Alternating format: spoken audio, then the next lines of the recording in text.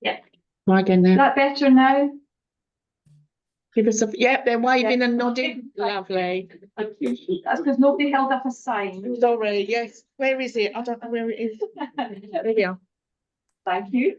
Lord Deben was chairman of the Conservative Party from 1983 to 1985, holding various government posts, including Secretary of State for the Environment from 1993 to 97. Next to him, we have Councillor Peter Schwier from Essex County Council, and he's a climate czar. We'll be joined by Zoom from Glasgow by Don von Rohland, who is the climate emergency spokesperson, and we've had him a lot in our meetings. He's very, very good. We have James Abbott here, Green Party parliamentary candidate for Whittam, and we have Simon Burwood, Liberal Democrat Party candidate for Malden. We will also be joined by Dr. Doug Parr, Chief Scientist and Head of Policy, Greenpeace UK, and Jess Ralston, Head of Energy and Climate Intelligence Unit. I have to remind you all, there is a walk tomorrow up in London, Restore Nature Now. 11:30 at Speaker's Corner, if you're going. You'll spot the ladies from Essex because their dress is bleached coral and it's family friendly. And if you would like any more information, please speak to Andrea or Jill. And on the back of your agendas, there are feedback forms. If you would be kind enough to fill these in before you leave. And you will be very pleased to know that's the last you're going to hear from me today. I'm now going to hand over to you, Lord Deben. Well, I'm here because Jill asked me, and I know perfectly well when that happens, you may as well say yes at the beginning, because you're not going to be let off in the end.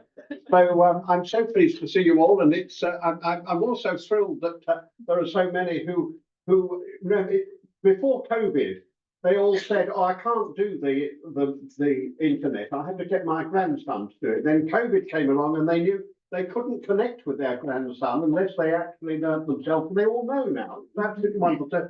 So welcome to all those who are online. I want just to bring some fundamentals right at the beginning.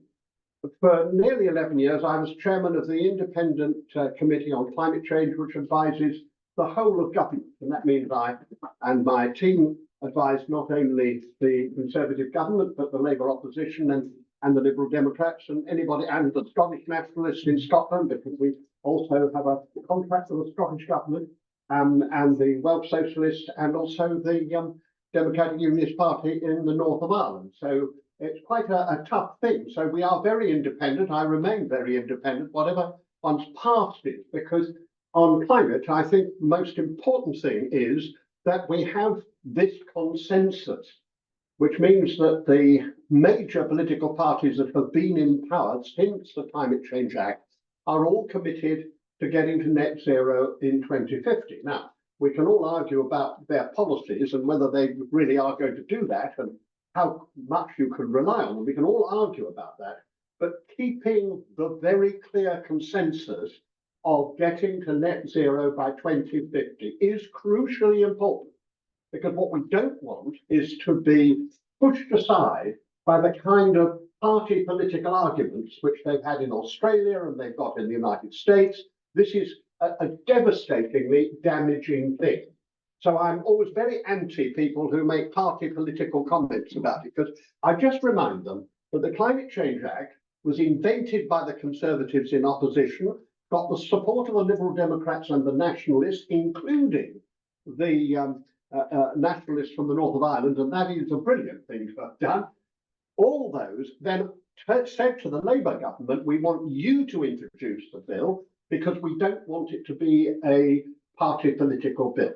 And the Labour, there was a little bit of naughtiness too, to say that there's 100 Labour members of Parliament who are going to vote for it anyway, so you better get on with it. And so then it was a non-party bill, and we passed that.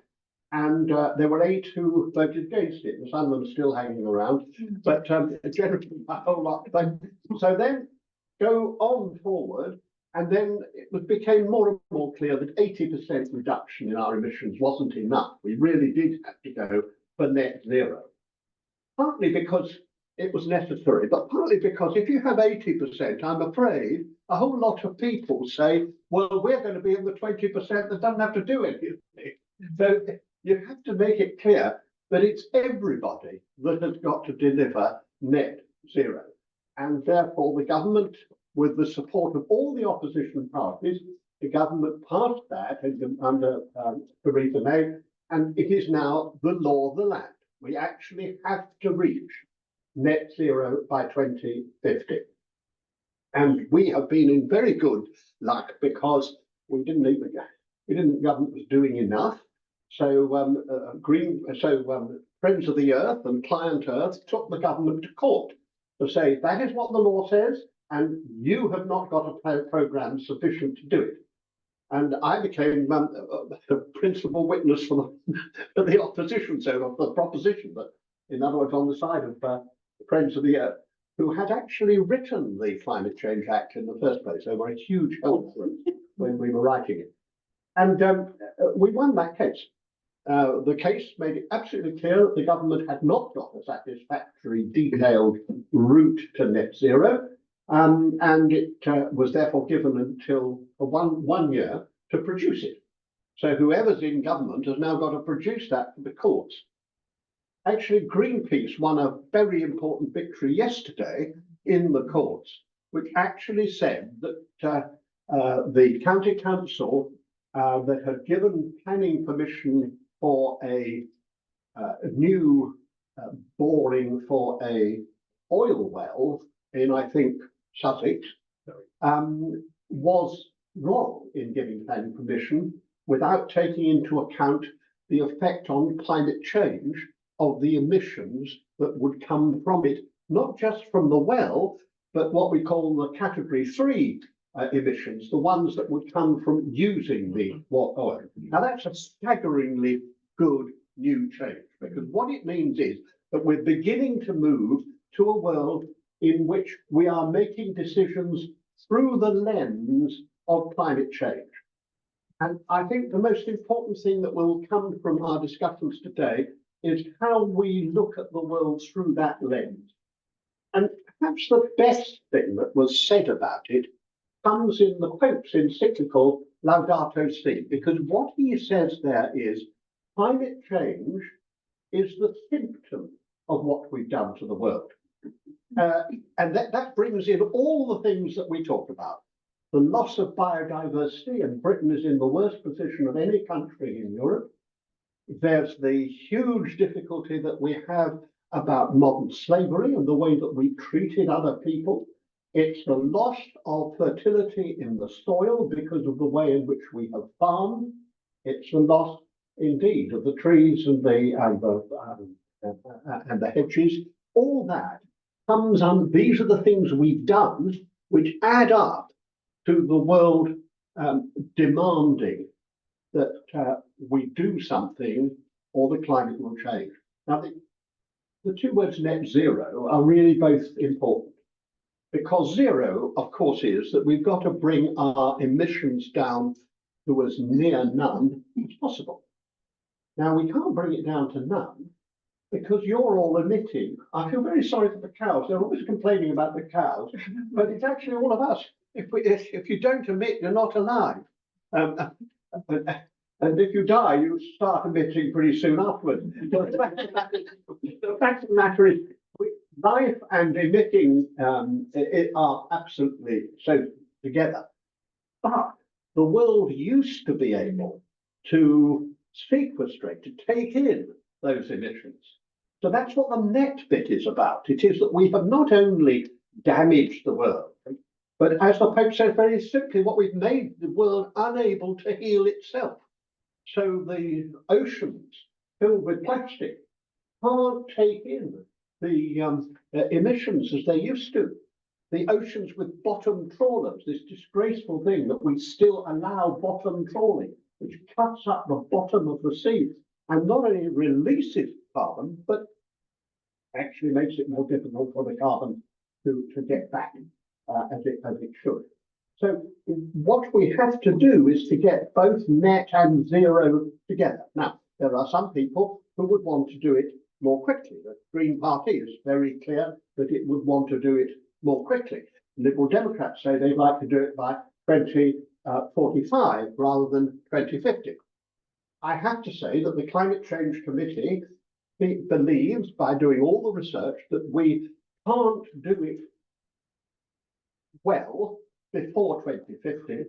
We can do it by 2050, and we can do it at a very low cost, less than 1% of our gross national product. It's a very, very small cost. And the cost of not doing it is very much bigger. I got fed up, I'm sure you all get fed up with people who talk about this, about how expensive it's going to be. The real expense is the people who die of the heat, the people whose homes are flooded, the people who can't get insurance because their homes have been flooded, the hospitals filled with people that are ill because of climate change, and that's the beginning of it. And then the cost of food going up because people can't grow it. The cost of energy going up because we haven't got enough offshore wind, which is so much cheaper. All those things are much more expensive than actually fighting climate change. So don't let anybody ever tell you that. And the idea that we can do it without inconveniencing anybody, of course, is just nonsense too. What we have to do is to recognise that although the total cost is something the nation can relatively easily bear, some of those costs fall unfairly on people. And what governments have to do is to make sure that the ones who carry a cost greater than they can, they are helping. And that's the whole issue about helping people to be able to change the heating in their homes, helping people to get better, a very important thing, to get people able to deal with the ventilation in their homes. All those things, we have got to help those who can't. And those who can, but can't do it all at once, need to have help by the sort of green policies which we should put forward. And if you look at the manifestos of the parties, you will see that all of them are claiming that there are various ways of doing that. Now, I never suggest what party you should vote for. My job is to say, what are the questions you should be asking yourself about the party you're thinking of voting for? And I want to end just by those two things. So first of all, I'm going to be extremely rude. I am going to ask everybody in this audience to put up their hands if they have spoken to their member of parliament over the last 6 months about climate change. Well, you've won the battle. This is the largest number. 7 out of 15 is the biggest number I've had asking that question anywhere in the country. So I'm very proud of you. That's you, Jill. I know. So, the problem is, all of us should be ashamed if we haven't done that, not just these last 6 months, but on a regular basis. Because if members of parliament don't find, whoever they are, whether they're on our side or they're difficult, doesn't matter what it is, if they don't find their constituents pressing them all the time, what they say to me all the time, people who are on our side, members of parliament for all 3 major political parties, I have to tell you, they all say to me, we don't hear it on the doorstep. And this is the serious thing. So we've all got to do that. Now, to help you do that, and this is the last thing I want to say, is we've got a new website that has gone up, and it's called Climate Election 2024. And you look on that, and then you put in your postcode, and it will tell you all your candidates. Now, we were all preparing this, I have to say. It's a cross-party group. There's me, there's a Labour member of the House of Lords, a Liberal Democrat, and a Welsh Nationalist. And we're covering England and Wales and the 4 parties that have been in power and are committed to net zero. We don't cover the Greens because it's very clear where they stand and it's faster than net zero. And we don't cover Reform UK because they don't think it's happening and they think it's something to do with volcanoes and they're wrong. So that's the situation. So as far as so they're the major parties, and what we're interested in is not just what the party says, but what the individual says. And we've come across, just to be non-party political, but we've come across a Labour member who is a climate change denier, and he's standing for a Labour seat, which is already a Labour seat. We've come across a Conservative who says they're in favour of net zero, but why does it have to be 2050?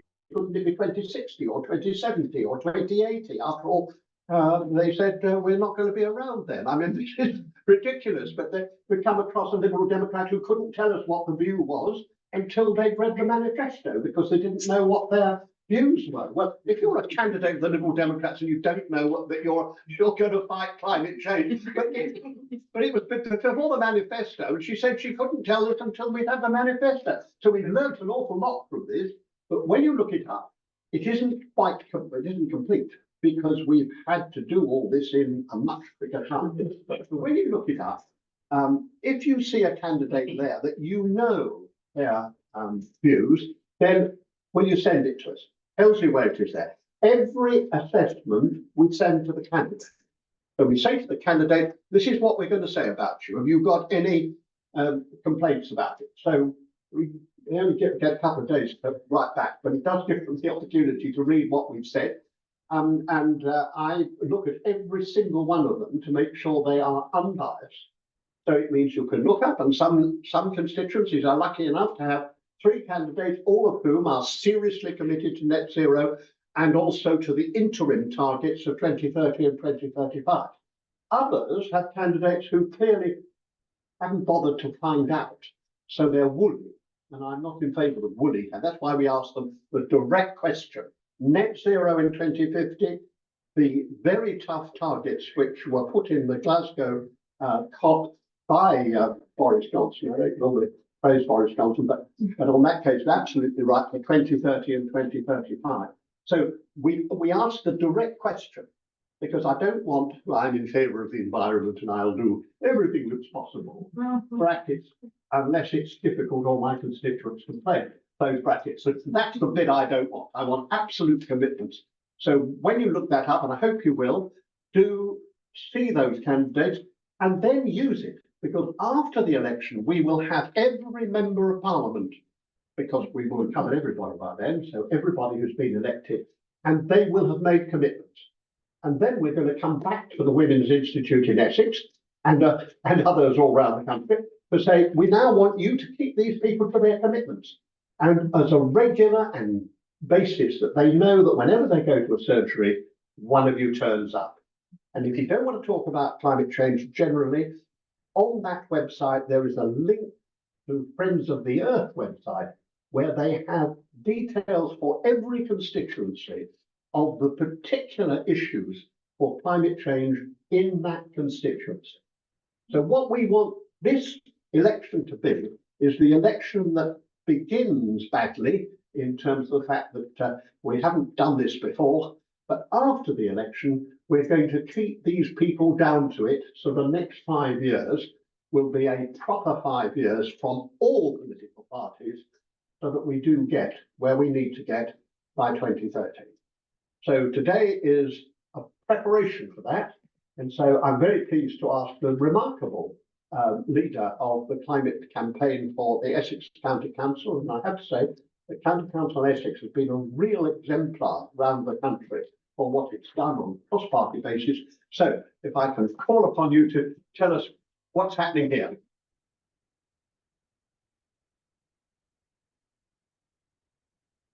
Yeah, good morning, everybody, and thank you for the introduction. Yes, and you're all from Essex, but do you really know Essex? I'd like to begin to give you a couple of statistics about Essex, which is really, I think, really interesting, because it will just, I think, help you to understand some of the items that I'm going to talk about. Essex has got 340 miles of coastline. It's got virtually 1.5 million people living in it. We've got 5,000 miles of roads. We've got 4,000 miles of public rights of way and 4,000 footways as well. We've also got 370,000 acres, of which 70% is across the farmland as well. I just wanted to mention that because I think paints quite a good view of Essex. It's huge, and it's obviously one of the largest counties across in England. The other thing is how did Essex County Council come to have their climate action plan, which we have got? Well, actually, it all started a couple of years ago, well, actually more than that now, about 4 years ago in 20. Essex County Council asked Lord Deben to put forward a commission. And the commission consisted of 40 commissioners, a lot of who were experts in their field. They had great knowledge and a lot of expertise as well. Over the course that commission was running, they came up with over 130 recommendations. And those recommendations were actually then came forward back to Essex County Council, which was accepted unanimously, obviously across all parties, which is, I think, very essential in November 21. And we've effectively been working on that ever since.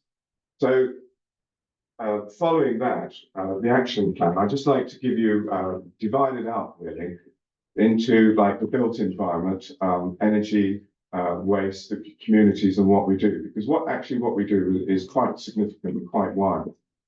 And one of the green infrastructure is obviously very important. And although Lord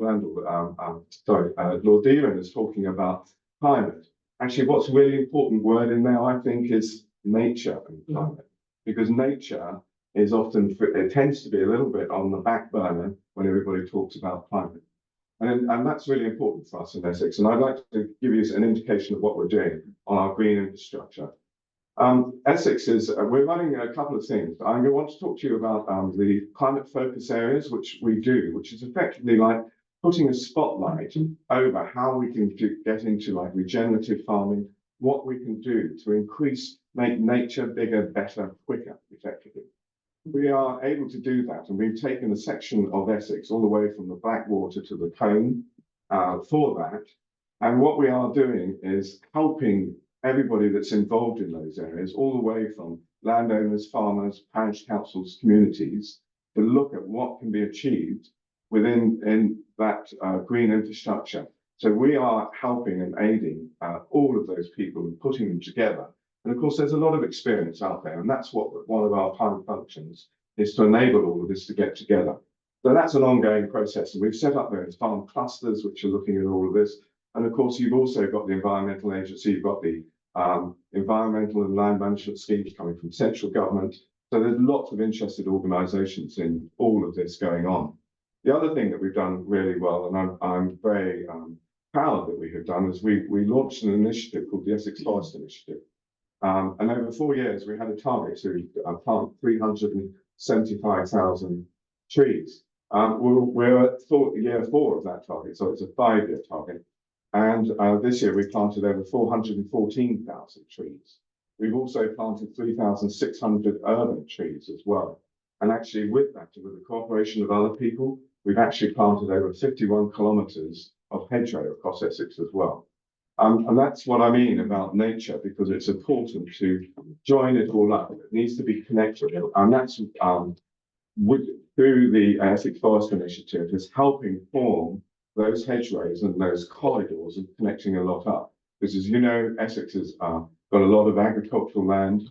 Some of that has been, in a way, isolated for a long time due to government policies coming from the 50s, 60s and 70s. That's now rapidly changing. And what we hope to do is to connect nature with the landscape in a much better way, which, you know, we're getting on with. And of course, that's important because trees and nature, they help with the ability to be able to reduce the flooding as well, because they keep the rainwater in the soil profile. They also provide shade, and of course, they're really good for our flora and fauna. So that's just an idea of what we're doing on the green infrastructure. We're doing a lot of work on energy, especially community energy as well. With community energy, we've got 15 groups are going, and it's not been easy to get community energy groups up and running together. We're also helping about 12 parish councils going as well. So, and some of those are going to be private wires, where one particular local parish council is looking to get loads of roofs together and put PVs on those, and then private wire that into to help local industry as well. There's a lot going on in this field, and we have some very good officers who are getting a lot of experience of this. But again, this is all about Essex County Council enabling and getting people together who've got that expertise as well, with the interest as well.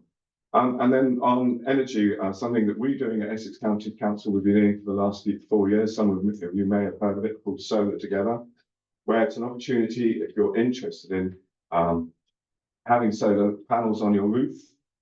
We do it, and we do it by a reverse auction.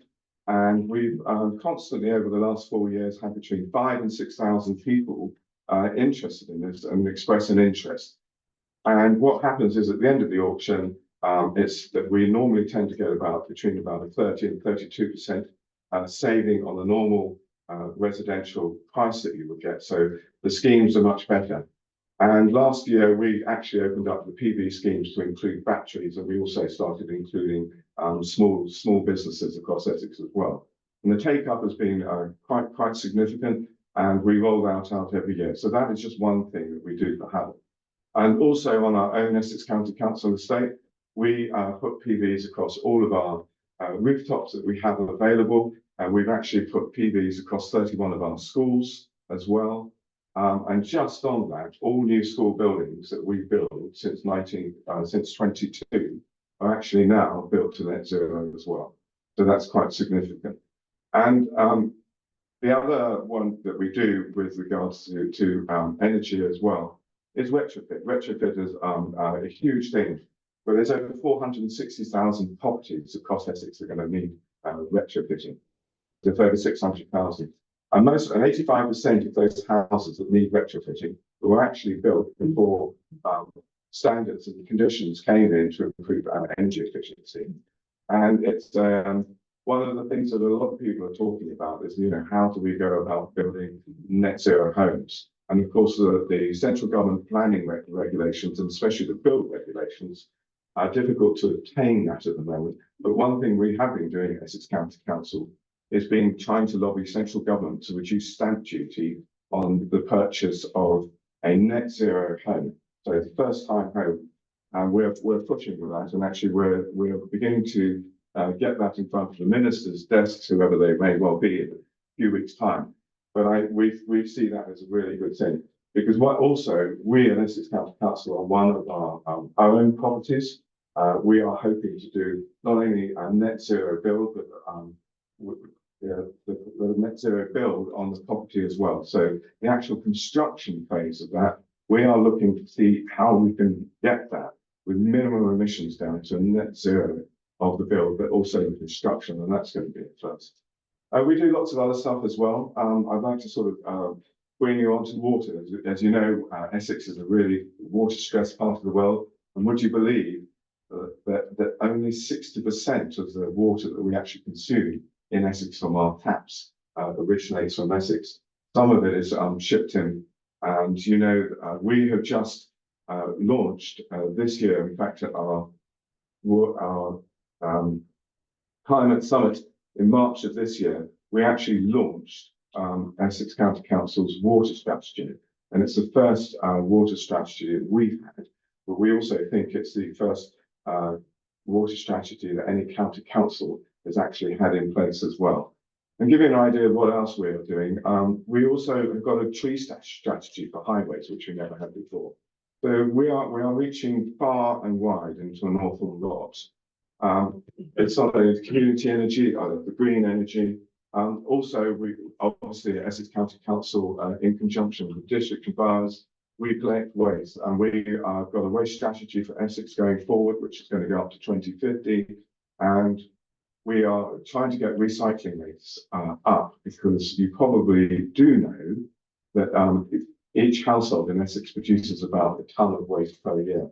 We really want to get that down, because I don't see waste as waste. I often see it as an asset. If we can recycle more, reuse more, and of course the important thing is to try to prevent the creation of anything that can't be used in the first place, effective packaging. So there's a lot there, and one of the things we've just rolled out to over 375,000 houses across Essex in order to try and separate more food that's being thrown into the black bins out, because food waste is an asset, and that will then go for effectively biodegrading plants. We use in Basildon, and our target was to use 10% of that, but actually we've already achieved 20%, which is really good. And the result of that just turns into energy and also digestate, which then comes back onto the farms in Essex and helps grow our food. So we're doing that as well. And transport, we're making quite a lot of changes to transport across Essex. We've got Digigo in Essex, which is an all-electric on-demand bus service. We've also got the first electric all-forecourt in Braintree, and there's another one in Colchester that's gone up. That's over and above all of the planned PV points, EV charging points across the public domain as well. We're hoping to get an awful lot by 2033 as well. So we are doing an awful lot overall. But I think the great thing about this is it's not a question of what we do on our own. We are massively communicating with our district and our boroughs, our cities, our parish councils, our residents and our businesses. We can't do this on our own, as you can imagine, because it's quite a large task. But what we are doing is doing a lot of communicating, trying to help, we're trying to enable. So we're really moving, I think, very fast. And one or two of the awards that we have been shortlisted for quite a few awards at Essex County Council. We've also been through the carbon deprioritisation project. We've been granted an A grade the second year in a row. And we're the only county council in England that's been that. And actually, we're one of the best in the world from that point of view. But, there's an awful lot more work to do. And it's really, really interesting. And I think as Lord Deben reflected, this is something that we're not only interested in, but it's vitally important that we do. But for the climate and importantly for nature. And it's the nature that I think is so interesting. And when you go out and you see some landlords and farmers who actually have put down 3 or 4 meters beside an existing hedgerow that has brought in a lot more wildlife and gives that connectivity from one part to another, I think it's really good. There's an awful lot I could go on, but I think I'd better stop there. But I hope that I've just given you a very brief, but it's been a fairly small snapshot of what we do at Essex County Council. But it is a huge task, and it's great to be able to communicate and get everybody involved. And that is one of the important things. And I think, as mentioned, as you're going to hear today, what we would like to see is a lot more change from having to rearguard action to actually to go in front. What we need to do is have more influence on policies so that we can make that change that benefit nature and climate, rather than having to constantly do rearguard action and retrofit and replant and do everything else.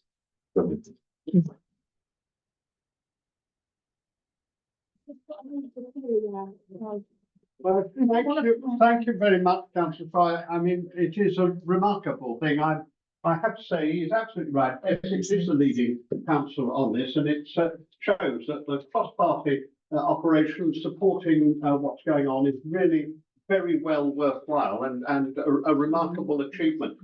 And now we're going to move on, this time on the telly. And that is because we are reaching out to Don von Rohland, who comes from the Climate Emergency Group, and he's going to talk about the ECC potential policies that we might really think about having. So I hope very much that we can see that. Can everyone see it? Apart from the poor gentleman behind it. Yes, that's it. I'll put up with that. Bring your chairs round. Yeah, you can come round. No, it's like we don't want to be. We'll hold everything up. So do. Good morning, everyone. Thank you for having me. It's an honor to be here. And it's really lovely to be here with FEWI for the third time this year. So yeah, thanks again. So my name is Don von Rohland, and I'm part of a small environmental charity called Climate Emergency UK. And today I'm going to tell you about the climate action scorecards and what they tell us about climate action in Essex. Today I'm just going to cover an introduction of what the scorecards are, what the results are in Essex, and then some next steps on what we could do in the future. Our missions at Climate Emergency UK is to raise awareness amongst local residents on what councils can do to tackle the climate and ecological emergencies, and to set a benchmark for councils on what they can do. We also want to be able to show councils where they can improve and find best practice from other councils. And we lobby the UK government and devolved administration for further support and funding for councils. what are the scorecards? Scorecards is an assessment of council climate action across the entire UK. It's a unique three-stage process which has involved over 90 organizations to define the questions, as well as 200 volunteers who completed the first mark, and 389 UK councils who were involved in two ways, by answering freedom of information requests, as well as completing a right of reply, where they could comment on the score they received and complement the information we gathered. The assessment of the scorecards includes 91 questions, reflecting 91 actions, which we split across 7 sections. So your council can be involved in buildings and heatings, transport, planning and land use, governance and finance, biodiversity, collaboration, engagement, waste reduction, and food. All of these areas contribute to driving down emissions and improving the quality of life for people where you live. I'm going to jump straight into the results in Essex. Essex County Council scored 43% in the County Climate Action Scorecard, which is actually really good. The average for other county councils is 35%. There is a huge range in scores, from lowest scoring county council scored 12% and the highest scored 53%. And that shows that despite the national barriers, like lack of political will at the national level and funding being extremely limited, there is still a lot of scope for councils at the local level and for action to happen at the local level. And that there's a lot of factors influencing this, and one of them is political will. And clearly there is political will in Essex, and that's why it's called higher. The speaker before me introduced a lot of initiatives in buildings and heating, and that work has been recognized by the scorecard, with Essex scoring 92% and scoring points in each of the 12 actions, which includes supporting retrofitting homes by providing grants and energy advice, supporting community energy projects like solar panels, and effectively, Essex is doing all of the actions that we recommend in buildings and heatings. And so the only thing stopping it from doing any further is getting further funding from the national government. So that's really worth highlighting, really. The next section where Essex is doing the best is collaboration and engagement. Again, scoring points on all but one action. The one actions where Essex could learn from is Cambridgeshire County Council, where they introduced a ban on high carbon advertising. That's a really, really useful policy to send a strong signal both to local businesses and to local residents on basically not trying to promote services and goods which are not compatible with net zero. So like going on cruises and big 4x4s, for example. Another lessons I've got from briefly looking at the scorecards is that there are some easy wins, especially in biodiversity. I did check the climate action plan. I didn't see anything about banning the use of peat and pesticides on council land. That's something that's quite easy to enforce. And there are examples on our website on other councils who have done this effectively.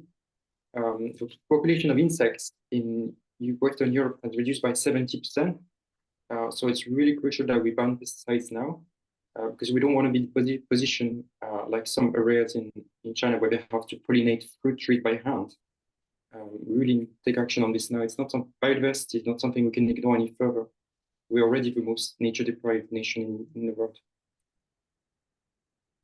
We published a report in March of this year called What Factors Enable Local Climate Action? And we identified 3 factors which help drive climate action at the local level. The first one is having a climate action portfolio holder. So that is a councillor that has been named to champion climate action within your council. And that is the case. You have one in Essex. So that's really good because they are on average bring the scores up by 11%. The next top factor that influences climate action is income and being able to raise revenue for it, obviously. So there is ways in which Essex has raised revenue, mainly by applying for grants from the UK government. But we identified further ways they could raise income for climate action, and that include raising money from property development, as well as issuing climate bonds. And there I would invite you to check Leicestershire County Councils. They've done some really good work in that to raise money for climate action by basically raising money for the private sector with local climate bonds. So that's definitely worth checking out. The third one is embedding net zero in all the council documents, and that's mainly reflected in the governance and finance section. So I do believe that since we did the scorecards in 2023, Essex has now updated the climate action plan and issued a new climate action report. And I believe that in the next edition of scorecard, they will actually score positively for this question. But it's still worth checking out. See, this can be a really good starting point of discussion. I just wanted to give you some examples of how you can use the scorecards concretely in real life. So one example is Climate Action Durham. They use the scorecards to facilitate a community engagement event in partnership with Durham Council. They presented the action delivered by the council to 70 residents and 12 council officers, and they used the scorecard sections as a way to define like different roundtables and give everyone kind of the same level of understanding of what action is already happening and what they could be done. The event was really useful. The residents advised the councils to raise revenue with increased parking charges, for example, which is not usually a very popular measure. So it's a really good example of communities and council working together and residents expressing their vote using the scorecard. Another one is Councillor Andrew Murray in Northern Ireland. We use the scorecard to write a motion to his council to highlight the areas where the council should improve, and the motion passed in front of the Environmental Committee. Another really good examples of how you can use the scorecards. And finally, from Rover District Council, Lucy Borton used both the climate action scorecards and the planned scorecards we did before to guide the implementation of the climate action plan. So, for example, she found that an easy win was to eliminate pesticides, as I just mentioned earlier, and she used the website to find examples of other councils who did this, and then talked to them and just got further advice on how to do this. In terms of next steps for Climate Emergency UK, we are currently recruiting volunteers to update the scores and score 4 new questions. We will be sending freedom of information requests to Essex County Councils late August. There will be 11 questions. These are questions that we cannot answer ourselves through our research because it's information that's not publicly available. In mid-November to mid-December, Essex County Council will have a right of reply, so they'll be able to comment on all the scores we've given them for 2025. And we will publish the new scores in the summer, probably June. And on this lovely pictures on the right, you can see 2 of our volunteers. So really, there is no a typical portrait. We recruit volunteers from all ages, from everywhere in the UK. Anyone who is interested in local climate action and wants to participate in researching county climate action, mostly through desktop research. That's all I've got for you today, but I'm happy to answer any questions. Thank you so much.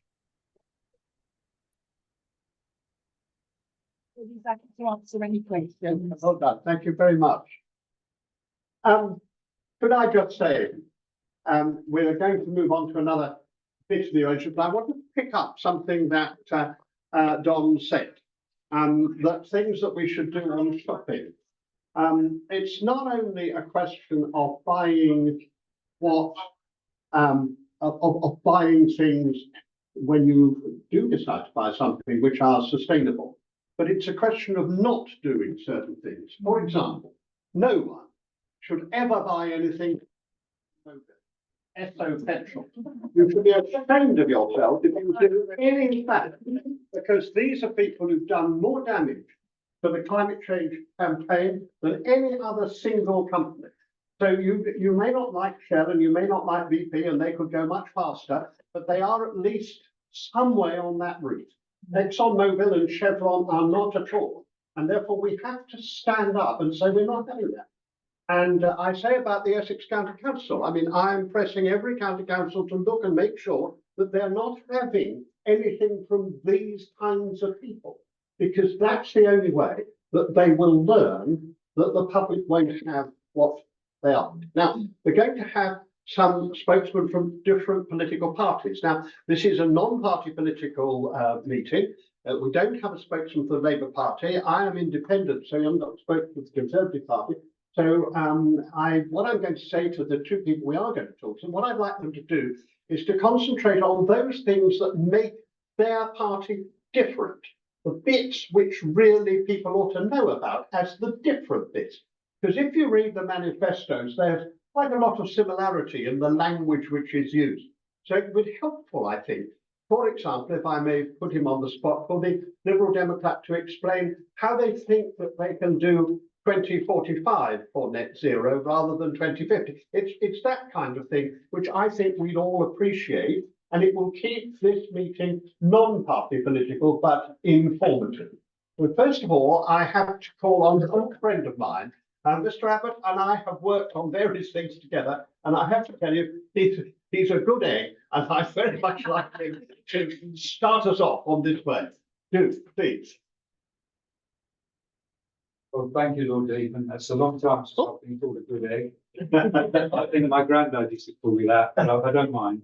He was probably my age, that's the point. Climate, environment and nature run in the DNA of the Green Party, and they run in my DNA. When I saw this event was being organised and the topics, I thought, well, this is fantastic. I could probably bore you for hours, but I'm not going to. And well done for the WI for setting it up, because in all my years of being involved with, I know this isn't strictly speaking an election hustings, but this type of event, and that goes back to the 1980s, I've never been to one where the topics have been just climate, environment and nature. So well done on that. So a little bit about me. I'm standing in Whitson constituency again for the Greens. I've stood in Braintree before, but there's been boundary changes, so I've always stood where I've lived. And I've stood in every general election since 1992. So I suppose you could call me a veteran now. I'm a member of Braintree District Council. I've just passed my 25-year mark continuous service of Braintree District Council. And I'm currently deputy leader of the Independent and Green Group, which is the main opposition to the Conservatives on council. Starting with climate change. So again, my journey on climate change goes back a very long way, back to the late 1970s, early 80s. Now, I'd always been interested in weather and climate. I was a bit of a weather geek, actually. I still keep amateur weather records. Every evening at 7 o'clock, I'm out there looking at what the thermometer said for the day. But I wouldn't say I was a fully fledged campaigner on green and climate issues. And then something happened. I did a degree in astronomy at UCL, and in the third year we had a course on planetary atmospheres given by Dr. Gary Hunt, who was the only British scientist who worked with NASA on the Voyager missions, which went out to the planets and took all those amazing videos. And in amongst that, we did a section on climate change and what might happen if humans keep increasing the concentration of greenhouse gases in the atmosphere. So this was late 1981. And I can see him now sitting on the table with his legs swinging back and forwards and the slides going up, and he went through all the gases in the atmosphere and what each effect would have if we increased them by a certain amount. And I thought, wow. So then I did some more reading and I realized that papers on this had been published in the 1960s and the 1970s. We knew that when Lord Deben referred to those oil companies, they knew. Yeah. We've found out since that they published very accurate scientific reports on what would happen if we kept increasing the greenhouse gas concentrations in the atmosphere. So this is not a new subject, and we're now living with the consequences of what we knew was going to happen all those decades ago. Now, I spend far too much time on Twitter, my wife tells me that, but I do enjoy debating all over the world with climate change skeptics. Some of them are reasonable, some of them are unreasonable, and some of them are several sandwiches short of a thing. And as Lord Deben says, some people think that climate change is due to volcanoes. But what it's taught me is that there is a whole culture out there that's particularly strong in places like America, Canada, and Australia, not exclusively, but mainly those countries, of people who are feeding on social media that it's all a hoax, that it's something else, that it's not our fault, that we can't do anything about it anyway. And I thought I'd mention that because it's quite dangerous, and it has infected this country to some extent. I'll make only one political point on that. When he was leader of Reform, Richard Tice, I had a debate with him on social media about the record temperatures that took place in July 2022 in this country, where for the very first time we exceeded 40 degrees centigrade, because he claimed live on TV that it was due to jet aircraft. So I said, no, Richard, it wasn't due to jet aircraft. The record, the 40 degrees centigrade was reached or broken in 5 separate locations. And I think it was over 40 locations broke the previous British record. But he wouldn't back down. But that's the type of in narrative that's not helpful. I would say to Lord Deben that it's a shame the Green Party isn't included in their list of candidates. We are standing in every single seat in England and Wales. We do have members of, well, one member currently of the House of Commons, and we have members of House of Lords, and we're very much hoping to increase our number of MPs this time round. On to the specifics, what would we do? Yes, we do want to get to net zero faster. How would we do it? To answer your question directly, we'd invest much more in renewable energy. But we'd also, this is part of the equation that's not talked about anywhere near enough, energy efficiency. Yeah. We waste colossal amounts of energy. One of my hobby horses is light pollution. If you go around any town or city in the middle of the night, 2 o'clock in the morning, and I have, you will see statues lit up, bridges lit up, the facades of buildings lit up, people's gardens lit up, trees lit up. Why? It's just wasting energy. That would save some, but far more serious energy savings could be made with a national programme of insulation to insulate our buildings. Britain has some of the worst insulated buildings in Europe. We waste colossal amounts of energy. It's partly due to our climate that we don't tend to have very, very cold weather that often, whereas in Scandinavia and more northern European countries, they do, so their insulation standards are better. But that would help to save a lot of energy. The main thrust of what we do would be to invest far more heavily in renewables of all types. Now, Councillor Peter Schwier gave a very good story about what Essex County councillors do, but he didn't say some of the problems. And one of them is that the current government have made it very, very difficult for, I sit on the Braintree District Council Planning Committee, for us to require developers to build renewable energy on buildings. Yeah. And of all the issues when I talk on the doorstep, voters of all types, whether they're Labour, Conservative, Green, or whatever, is why can't we have solar panels on new houses? Yeah. In the ward I represent, we've got thousands of houses being built, and hardly any of them have got solar panels. Okay. On Braintree District Council, we grant planning permission for substantial warehouse buildings.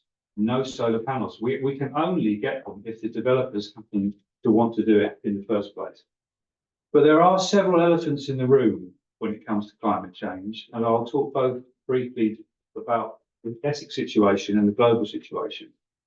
As far as the Essex situation is concerned, those elephants in the room are transport and waste in particular. Now, Councillor Schwier said all the good things Essex County Council are doing to increase recycling, and absolutely, it is. There's some very good communications. When I first got involved with campaigning, recycling was less than 10%. For domestic recycling, it's now up to about half. But Essex County Council has been supporting the development of a huge waste incinerator, just a mile from where I live, which will be burning 600,000 tonnes of waste per annum. And the operator of that is currently negotiating with Essex County Council for contracts to burn 1/3 tonnes of waste. So your black bin waste will be going there to be burnt if those contracts go through. That's roughly 600,000 tonnes of carbon dioxide extra. Now, there is a whole debate about whether landfill this waste incineration, but the problem is, and we do need to phase out landfill, if you build these big incinerators, they need to be fed. They need to be fed. This one will work 24/7, 365 days a year. So you've got to keep feeding the beast. And that's a problem if you're trying to get waste reduction and high levels of recycling. The other elephant in the room is transport. Again, we've heard some good things. Essex County Council is doing a lot. some of our urban areas, getting new cycle routes, did you go and so on. But the elephant in the room is we're still building major roads. Essex County Council is supporting the Lower Thames Crossing. It's supporting a new A120 entirely offline through the open countryside, which will cause enormous damage to nature and habitats. So there's a lot of things we need to do to move towards a really, truly green, sustainable economy from where we are now. Globally, the situation, I'm afraid, is dire. There's no other word for it. So with my science background, I can tell you that the concentrations of all the main greenhouse gases aren't just increasing, they appear to be increasing at least as fast as previously, and some may even be accelerating. We hear a lot about carbon dioxide, but there are others, such as methane. That's increasing very, very fast. And we're now seeing the consequences. And the bottom line is, unless we can stop the concentration in the atmosphere going up, the temperatures will keep going up, and all the rest that will follow, the floods, the extreme weather, etc. In the long term, my biggest worry, apart from all the obvious things that we'll be seeing all around the world now, even it's early summer in the Northern Hemisphere, severe heat waves, Southwest USA, Northern Africa, the Middle East, Southern Asia. There's been a heat wave that just goes on and on and on, week after week after week. One of the biggest things we've got to worry about is sea level rise. Now, it's not going to do us in, we won't be around, but our children and their grandchildren could be facing a very serious situation with sea level rise. Because if we start to get into what's called a positive feedback loop on higher temperatures, emissions, and sea level rise, if you take Greenland, for example, on its island, forget Antarctica, if Greenland melted out, that's 20 foot of sea level rise. I'm sure lots of you have been to places like Heybridge and Malden and seen the sea wall. Imagine 20 foot high sea level. So moving on quickly, nature and environment. The Green Party, what we're saying at this election, if you want to see the manifesto, by the way, it's on the Green Party's website, is we would legislate to protect nature. We'd introduce the Rights of Nature Act, we'd introduce a Climate and Nature Act, and we'd introduce a Clean Air Act, because we think it's really important that people should be able to breathe clean air. Again, nature has come in for a hammering in Essex. Lots of good things going on with hedgerows and trees being planted, fantastic. I've been involved with rewilding myself. As a member of this audience, I know very well who's doing exactly the same thing. I've got other colleagues who've been doing it. I've been doing it since the 1980s. But for every tree that's being planted, I don't know the exact numbers, let's say for every 10 trees are being planted, probably 5 are being destroyed, and hedges are being destroyed, mainly on development sites and for new major developments. So it's absolutely important we join all of these things up. They're all related. Climate change, nature, environment, they're all related. And I'd invite you to have a look at the Green Party's manifesto on our website, and you'll see it's all in there. We don't tend to get a lot of airtime on media, although we've had a bit more recently. But I hope you consider us for this election. Thank you very much.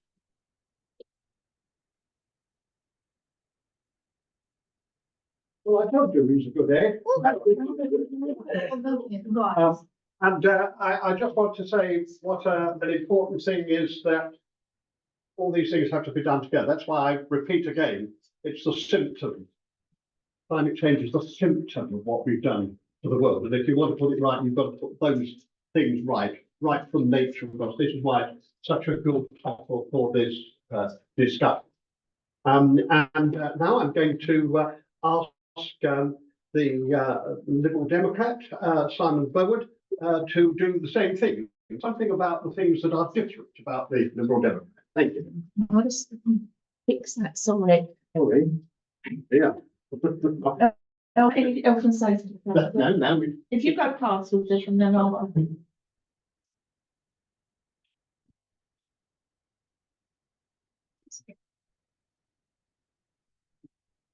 Thank you very much. Morning, everyone.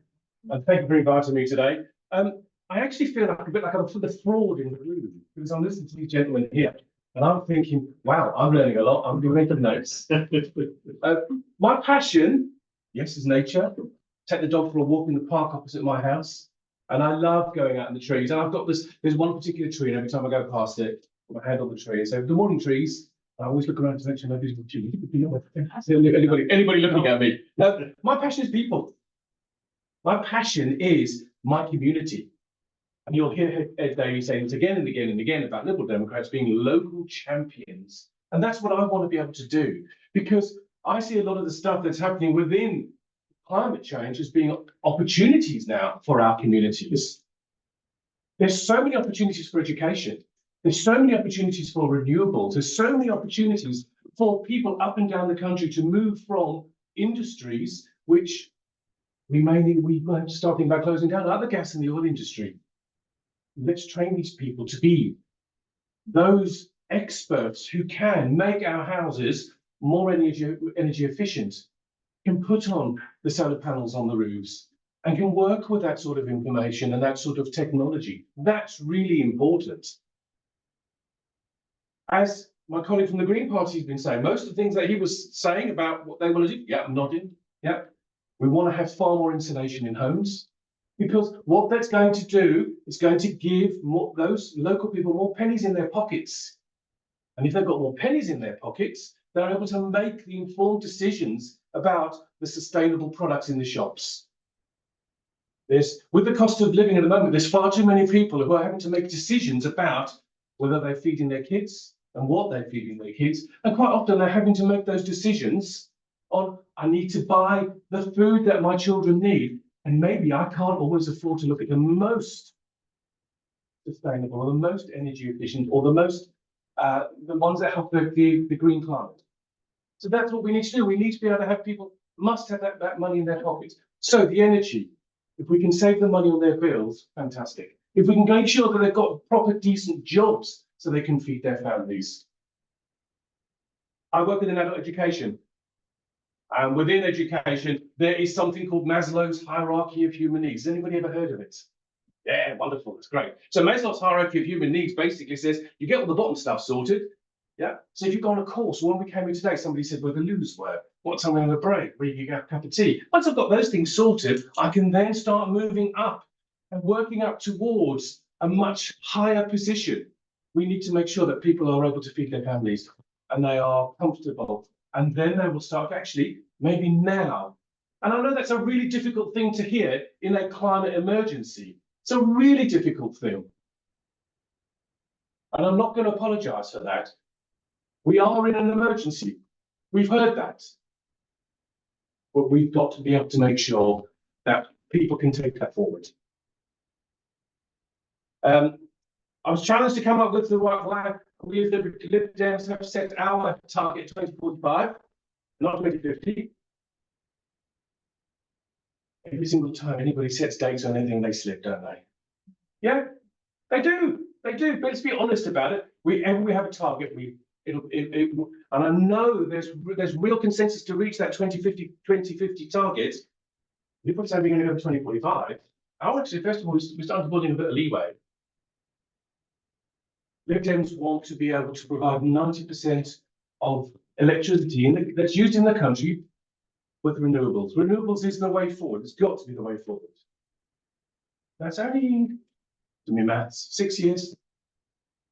That might be a really tough target, but we have to challenge ourselves. We have to challenge each other to be able to achieve that. Obviously, I've got my manifesto. This is my Bible at the moment. Yes, it's got everything in there. So you've got my post-it notes sticking in certain chapters, because I'm going to be honest and say, I've read this. I've read this more than once, but there's so much data in here that when somebody says to me, what's your policy on? I might have to go, yes, okay. I've got the headlines in here. So if you want to know all the ins and outs, then have a look at this. Or come and ask me. You can have a look at my copy. You see my notes that's written all over it and important stuff that's important to me. And as I said earlier, climate change is really important. Nature is fantastically important. You'll have seen one of the key priorities for the Lib Dems after the NHS and social care is our rivers. And the sewage that's been pumped into our rivers across the country. We've got to deal with that somehow as well. And just trying to make sure that we are the leaders in this. Now, for years, the UK has been a little bit, Great Britain has been sort of on a back foot, hasn't it? We've been following the lead of maybe America and places like that. But we were once the superpower. We've got an opportunity with this to make sure that we are leading from the front. And there's a lot of people who will be who say, why should we do it when we're only 1% of fossil fuels or whatever the actual numbers are, when China and India and other countries are producing much more? We've got to show leadership on this. We've got to stand up and say, actually, this is not right. And this is what we're doing. We're not waiting for America to make the change. We're not waiting for the Chinese to make the change. We're going to start and we're going to say, this is really important to us. And this is what we want to do to take it forward. Follow us. Use us as an example. The learning that we've had, that we're working with parish councils, district councils, county councils across the country. And that really works. I'm getting my time and nodded at me. So I just want to say thank you very much. Thank you very much for inviting me. If you've got any questions, I'll be happy to answer them. Thank you.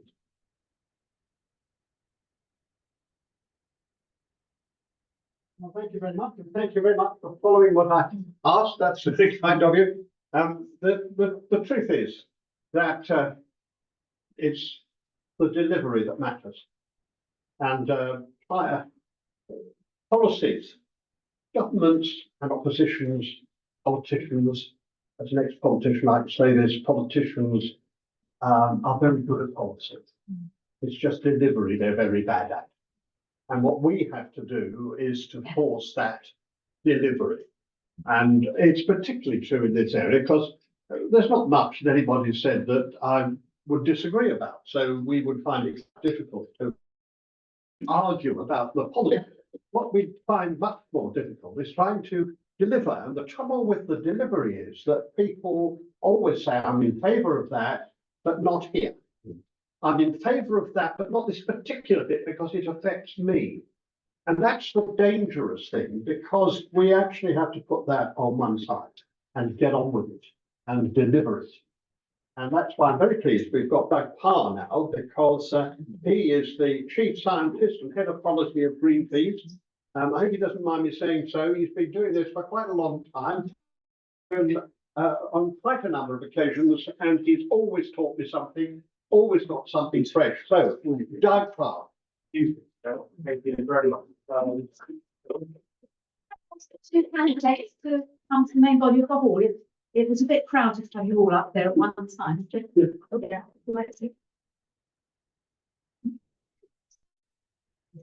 Thank you very much. Right, please bear with everyone.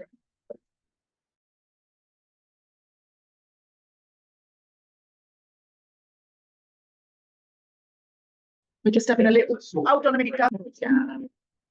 Where are you? As soon as I can find you.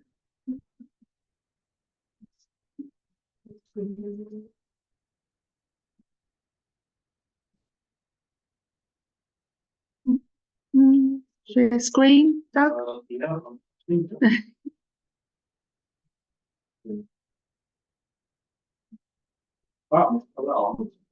that coming through? Yeah, there it is. Right. So I am going to try to rattle through a few things about what we call Project Climate Vote, and a lot of the background you'll heard, which is that you may have heard that we're coming up to an election, and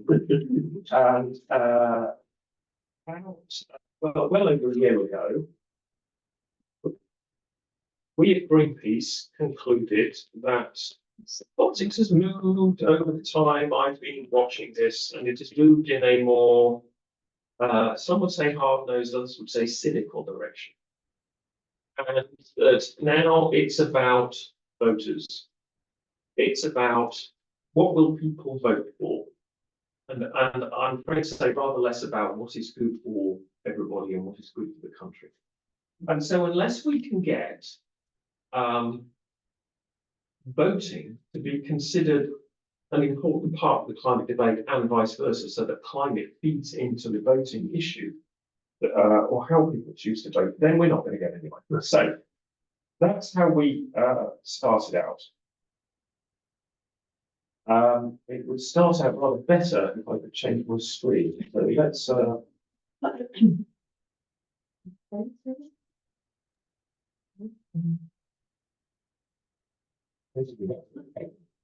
it always goes well when you're on the detector. Right, I'm going to give up on that. Wait. Oh, there we go. Thank you. So Doug, sorry, they've just said that the sound is poor, so can I just move this microphone to near where you are? Thank you. Okay, are people nodding if can they hear me speak now?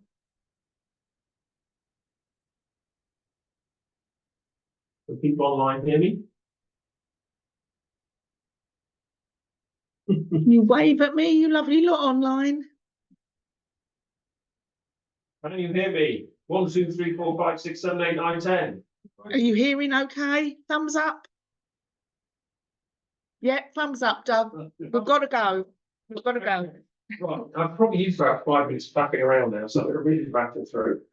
Why are we doing it and what we are and how people can get involved? So this is very crudely how we characterize the world. We have, on one hand, organized people, if we can organize, and on the other hand, we have organized money, which tries to get its way in various ways, including affecting the political system. And what we need to do is make the organization of people and people who want change and people who want action on climate and nature more powerful than the organized money on the other side. Crude, simplistic, but broadly what we're seeking to do. And so we need to be able to affect what is going on at the ballot box, because that is also what is mattering to our political system right now. Because previously, as we all know, as has been said before, when it comes to voting, often climate and nature tend to take a bit more of a backseat. It tends to be other issues that come to the fore become significant. Now, I am not for a moment arguing that things like cost of living, housing, etc., are not significant. They are, but we have got to get climate in there as a significant player. Climate and nature in there as a significant player. So, what are we trying to try and do? We are going to try and build a block of climate voters, as we call them, who will demand action from their respective parliamentary candidates, from their MPs in due course, and therefore hold those people to account when they duly get into Parliament. But in the meantime, I'll say, if you want my vote, you have got to give me an offer of a decent climate policy, and I will choose how to deploy my vote. Whether to deploy my vote for the greenest of the parties, or whether to deploy my vote to the greenest of the two most likely to vote as constituents. And so, yes, I think I've probably just covered that. So let's go on. So what is our plan? The plan that was conceived, I would say, last summer, that we were going to try and do this because we knew there would be an election almost certainly in 2024. We would launch our gold standard manifesto. There's a copy on the table over there because our lovely volunteers are here with some materials from Project Climate Vote. Please have a look afterwards and just back up what I'm saying. We would recruit climate votes. I'll say more of that in a moment. We want those voters to be visible and demand and visibly demand and show politicians that we want better. We want better than what we're getting at the moment. We've got to do better collectively. We would rank the manifestos when they came out. Those who observed closely will have noticed that a lot of manifestos came out last week. I've had some very long days ranking these manifestos with a colleague. We are now finished. The results are with journalists. Tell you what they are, but it will not be, let's just say, nothing that comes out. This is a tremendous surprise to those who've been following closely. The two parties who are represented here today are the top two in that ranking. We also use that moment to say to the parties, look, you know, if you want to score better on our ranking, you tell us what your policy is, what is official policy, because we know the manifestos, even though they're sometimes quite long, do not contain everything. and we did get one or two things out of the party. So I'm going to break the embargo and just say we've got Labour to commit to the target that we can promise to the international community in relation to the contribution to 68% cut in emissions by 2030. Which they haven't previously publicly committed to, so we're quite pleased with ourselves about that. Don't tell you until anyway. Sorry, that's not really, it's just dominated my life, something I'm talking about it. We want to be able from election night onwards and be immediately prior to the election that votes were won and lost on the basis of the climate. And then the people that we have assembled, the climate voters, will then, we hope, help us to hold politicians to account after they've been elected. So here's our proposition. I've not got time to go through it. If you scan it, you will see the sort of things that you would expect. Some of the things that have already been mentioned, things like sewage and overfishing, for example, don't get so much of a profile. Things like plastic, making sure there's what's known as a just transition, so that the workers who are in high carbon industries, they are going to lose their jobs. Those jobs are going to disappear. What are those people going to do? How are we going to help and support both them and, in many cases, the communities that are around them to get to a better place? There's a bit of a hacking example, not frankly for those people involved, but in terms of what it's like at Port Solomon, where blast services are closing down and there's job losses. Well, what do we do? To transition to a better place. Where are we on the overall timeline? Moving from left to right, we've recruited, we've gone up at scale. I'll say more about that in a moment. We have a short election campaign. We are, as I'm sure you're aware, in the middle of the election campaign. We will then try and win the argument that climate was important to people in the aftermath of the election. And then beyond that, we will actually hold them to account for the promises that they've made and make sure that those promises that have been made in the manifesto and elsewhere are held. So we will do all of those. And critical is the number of people who are going to be involved, and reach a growing number of people who we call climate voters. Don't look at the left-hand side. That's I've got some more numbers, more recent numbers than that.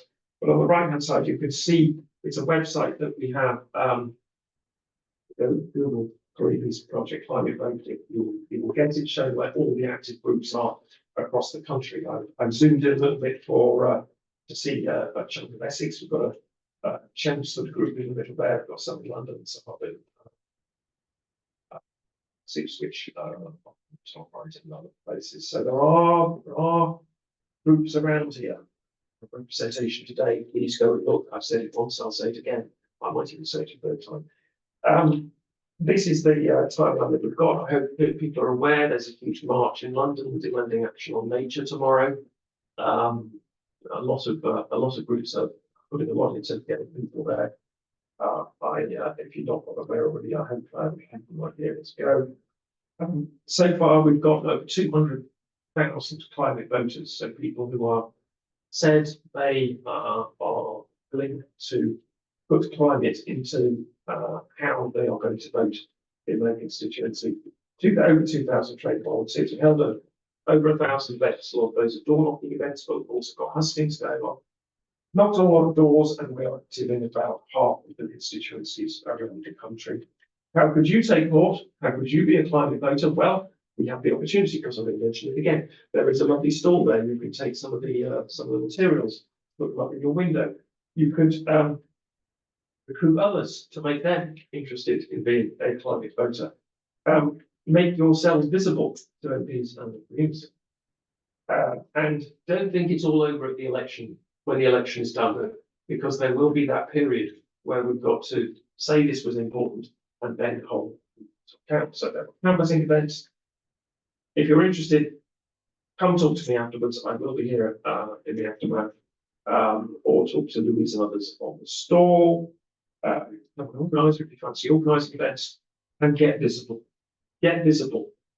it's not just about saying, I'm a climate voter and thinking to myself, I am a climate voter, I'm interested in the climate, I want to do something about the climate. It's actually making sure other people know that. And particularly the people who come around and knock on your doors know that. And you can email your parliamentary candidates and let them know that.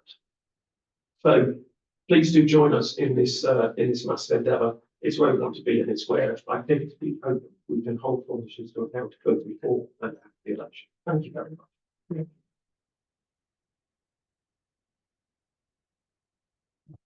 To avoid moving across there, otherwise I have to be in Thank trouble again. Well, it's very good to see these things are coming together, and action is what it's about. And thank you very much for that.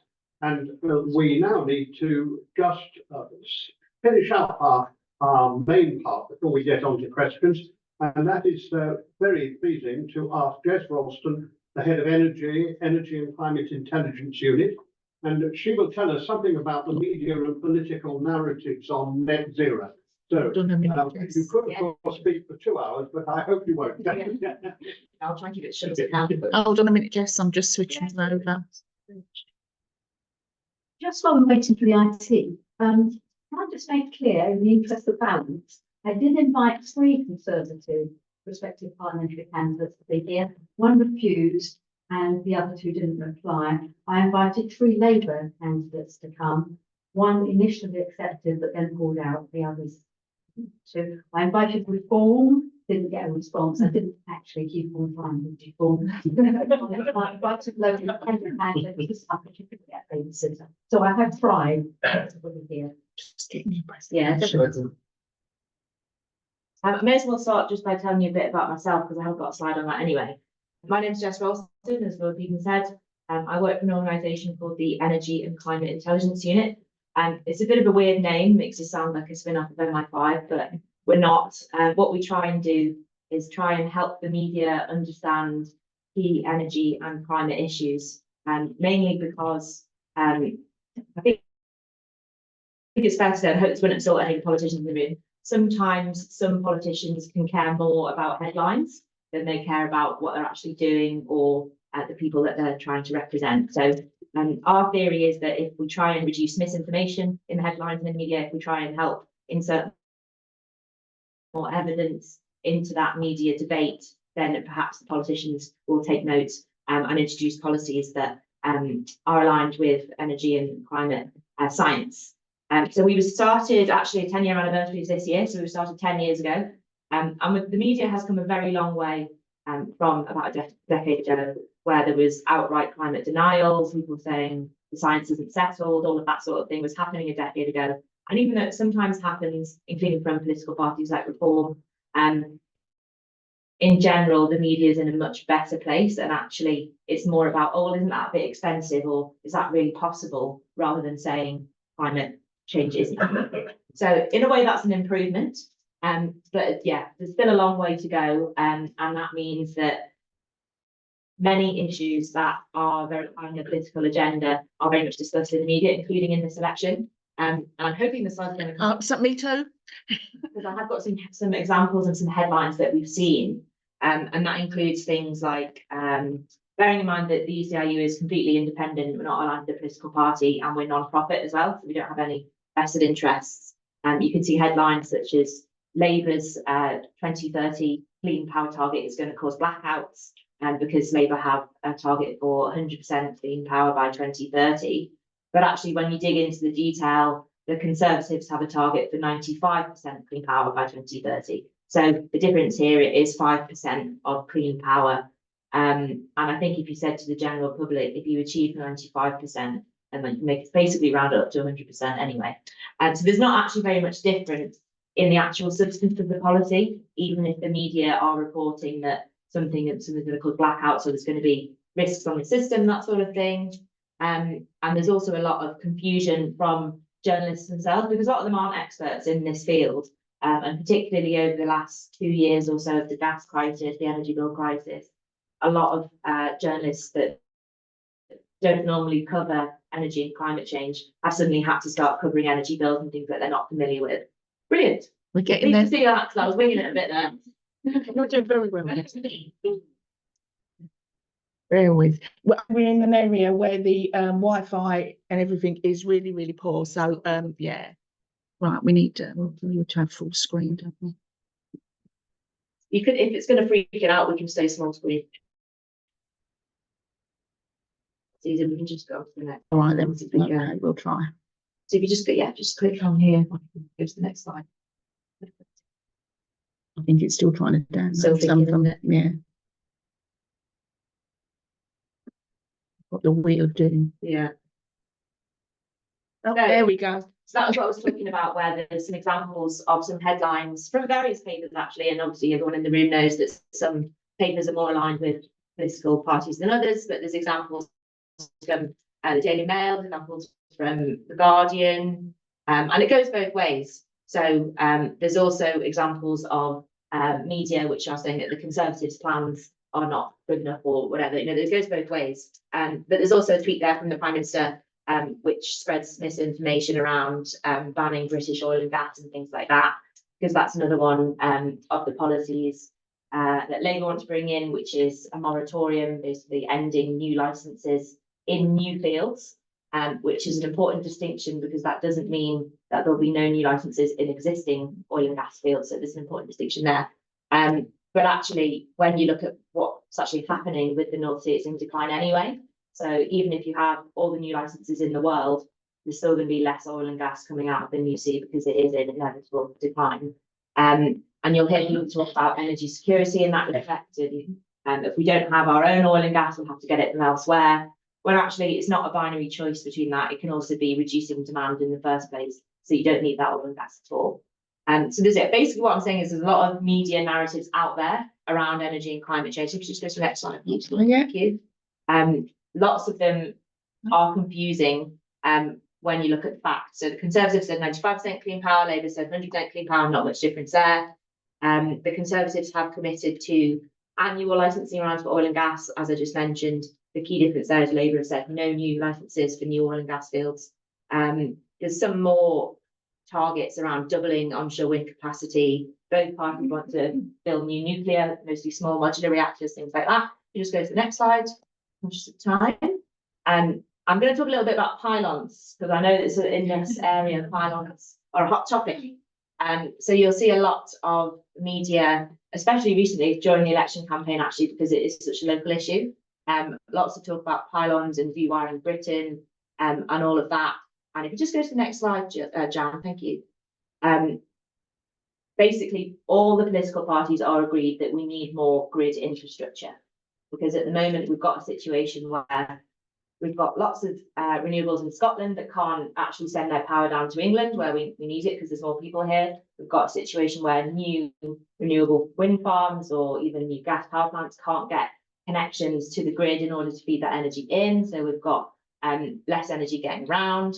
And all the parties say, yes, we need grid infrastructure. It's just a case of actually what specifically goes in. So you can have overhead pylons, like many of you will be familiar with. They can look a bit ugly, and there's actually proposals for new look pylons, which is in the image there. People in polls prefer them slightly to older looking pylons, but at the end of the day, they're still a pylon, which is why underground cables have become quite a topic of conversation. And to be, completely straightforward with the facts, you can have underground cables, they just cost more. So it's a way up between whether you want to have a pylon potentially spoiling the view or whether you want to pay more to have underground cables. They're about 5 to 10 times more expensive than traditional pylons. And that will eventually go on to consumer bills. But actually, because it's quite complicated, but because the way in which network infrastructure is paid for, some of it goes on household bills like you and I pay, some of it goes on big industrial users, and also it's spread over 40 years.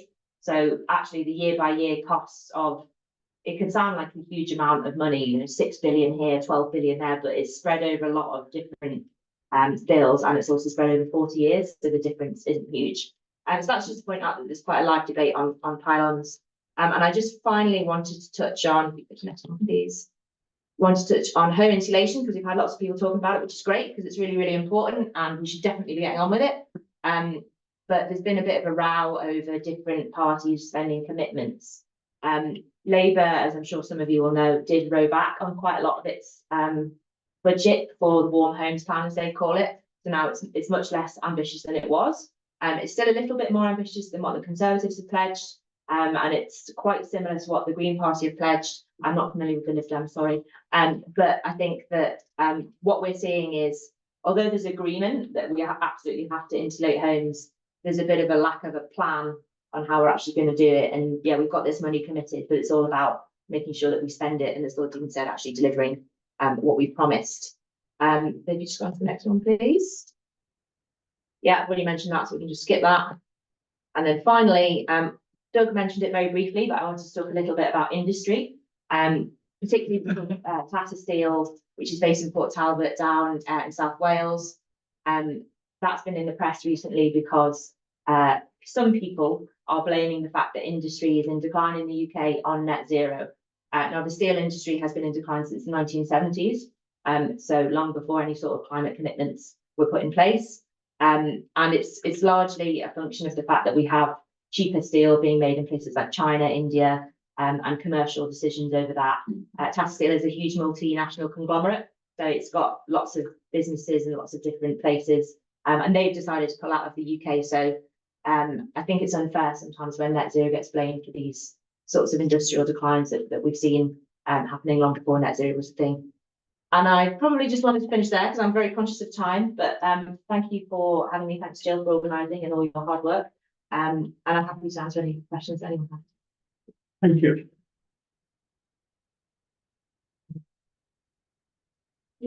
Well, there's a bit of problems about geography now. So what I'm intending to do is to stand here, and then I'd like the various people to stay where they are. And then if I press them to answer a question, perhaps they'd stand up and do so. That seems to me to be the best way round. As far as the last speech is concerned, thank you very much. It is hugely important. You may notice that almost every week in the nastier newspapers, there's an article explaining why electric cars don't work. Who do you think is really pressing that? Of course, it's ExxonMobil and those who don't want electric cars. I have an electric car. I've had it for 3 years. It has just had its first service. It's one of the cheapest. I mean, it's quite expensive to buy, I admit. And I admit I bought one at the high end because I needed the long distances. But it has made a huge difference. And my wife and I enjoy driving in a way which we've never done before, just because it's so much quieter. But the idea that somehow or other it has all sorts of disadvantages, I've never found a difficulty in plugging in the street that we are in London, and I have been able, I'm lucky enough to have a place where I can do it at home. But the fact of the matter is, every single week there's an article in the Daily Telegraph, or the Mail, or the Express, or the Sun.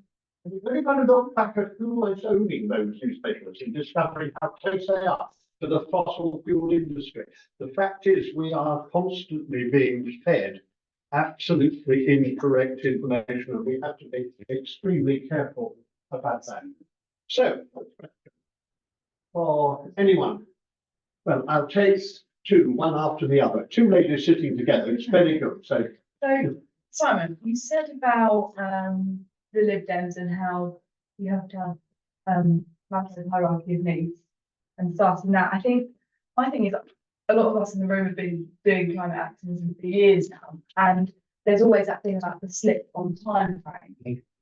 How do we make sure that other social issues that are going on politically, I don't know, there are lots of things that kind of keep getting pushed back to the agenda? Because we've seen it happen. We've seen it happen in COVID, in the pandemic, and of course that was a pressing issue at the time, but how it keeps getting knocked off the agenda, and how are the Lib Dems committing to making sure that this again doesn't get clipped back?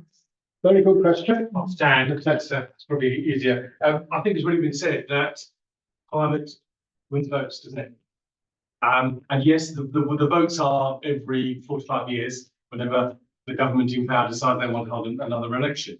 But it's what it's got to be about, and this I think is really important for those smaller parties like the Lib Dems, like the Greens, like the other parties up and down the country, of holding the government Because I'm going to be really honest now, Ed Davies not going to be Prime Minister in 2 weeks' time on a Friday morning. Yeah, you might come as a bit of a surprise, but he won't be. But what we've got to do is we've got to hold the feet to the fire of the government that is in power, so that they will take it forward and they will make sure that these things are happening. The things that they've promised you and me as the electorate, that we make sure, whoever those opposition parties are, that make sure that they keep those promises and that we keep coming back to them and we make sure that it stays in the public domain again and again and again, alongside all those other issues which are really important as well. I knew by coming here today, I was sort of talking to a converted to a certain extent. There's still a lot of people who've got other priorities. And what we've got to do is we've got to show them that these priorities all link in so closely together, because everything we do, climate change is in education, climate change and green issues is in mental health, climate change and green issues are in the hospitals that we have. So it's so important that everything links in together and we constantly hold those, the actual government on the day, hold their feet to the fire. And remember how difficult it's going to be for any government. When the Labour Party rightly said they would not extend the licences in the North Sea, who were the first two people to attack them? It was the GMB and Unite unions. They're two biggest paymasters. So one just has to recognise that whoever wins the election, there are real pressures on them not to do the right thing. Now, I totally believe that more oil and gas out of the North Sea is nonsense. You know what the figures are? If we licensed everything that the government thinks we should do, and at the end of by 2050, instead of us producing about 5% of what we're producing now, it will be 7%. So there are no jobs there. There's no advantage at all. It just is a call, and it isn't our oil anyway. It's sold on the international market, we'll pay the same price as everyone else. So it has always been a nonsense. That's why the Climate Change Committee has opposed it, and why it seems to me to be a totally nonsensical view. But it's very important that we look to see that the members that we elect from all the political parties are committed on net zero and the tough targets of 2030 and 2035. Because we'd be much better off to have an opposition which was very strong on it than have an opposition which was dominated by those who didn't believe in climate change.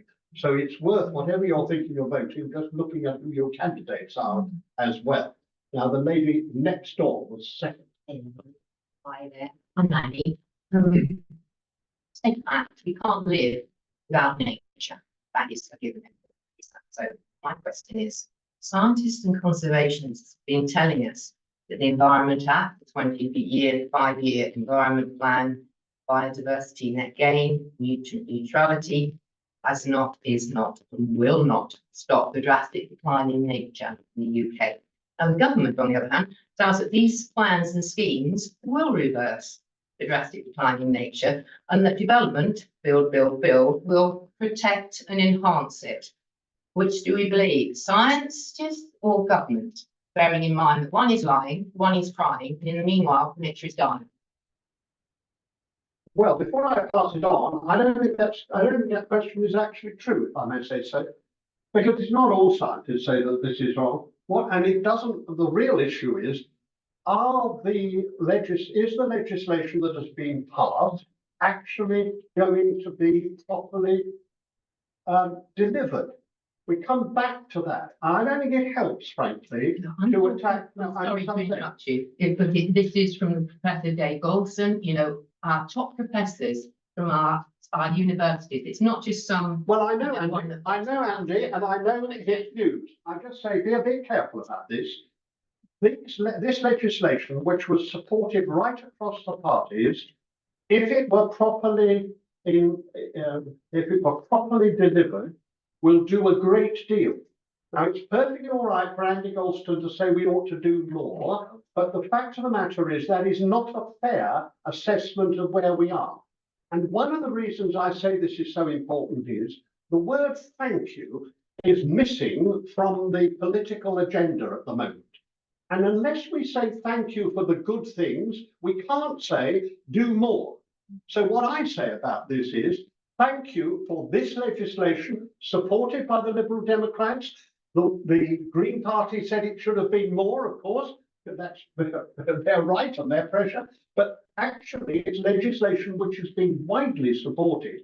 What we have to see is that it's properly enforced.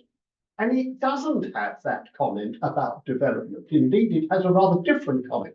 There's a huge amount that we have to do, but we do have to be careful that because somebody labels themselves a scientist, it doesn't necessarily mean that they've actually looked at that stuff.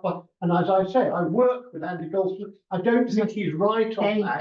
And it's those that have got the data about the, you know, the incredible drop in numbers in our funds. It's terrible. It's terrible. But and what's causing it? You didn't say. You tell us it's a drastic decline in nature, and nobody says what's causing it. You mentioned, industrial farming. That's reversible. Development destroying wildlife habitats and biodiversity net gain is the biggest lie out. You can't make a gain if you don't know what's there. We've got soil biodiversity, even the top from across the world said we do not know. We don't know enough about soil biodiversity, and we're destroying it. The minute you go and build on something, the minute you take off that topsoil, you destroy the whole lot. Well, I'm an organic farmer.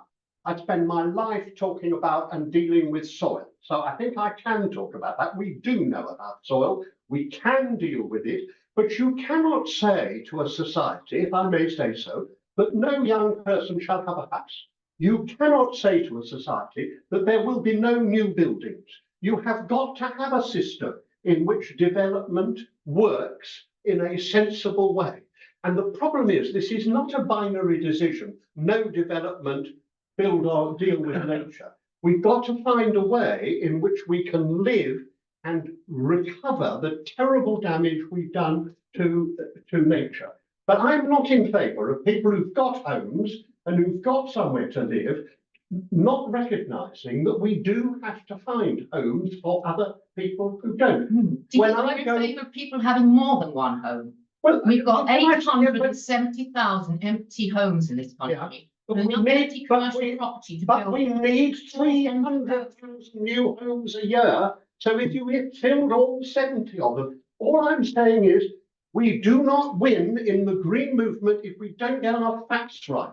70,000 empty homes do not make for 300,000 homes. 870, 800, that's almost a million. Yes, okay. Yeah, empty homes. And you can have got enough brownfield sites to build a million houses. But and we've got so many people if you looked at my record, I've been talking about the need to build on brownfield sites and not greenfield sites ever since I changed the law for it. Yeah. But let me say this to you, that still is a real problem about biodiversity.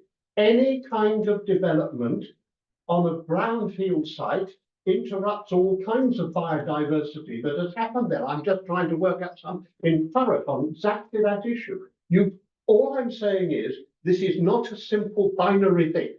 We have to find ways of being able to look after those who are poorest in our society and at the same time recover our nature.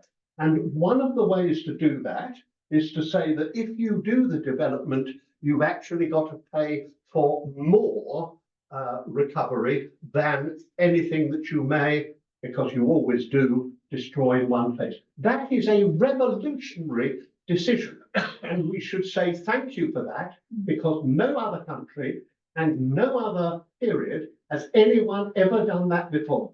If you develop, you must put back more than you take away. Now, we've got to get it right, but I do have to say to you that that is something to say thank you for. Now, I've said my bit because I think it's important to say thank you.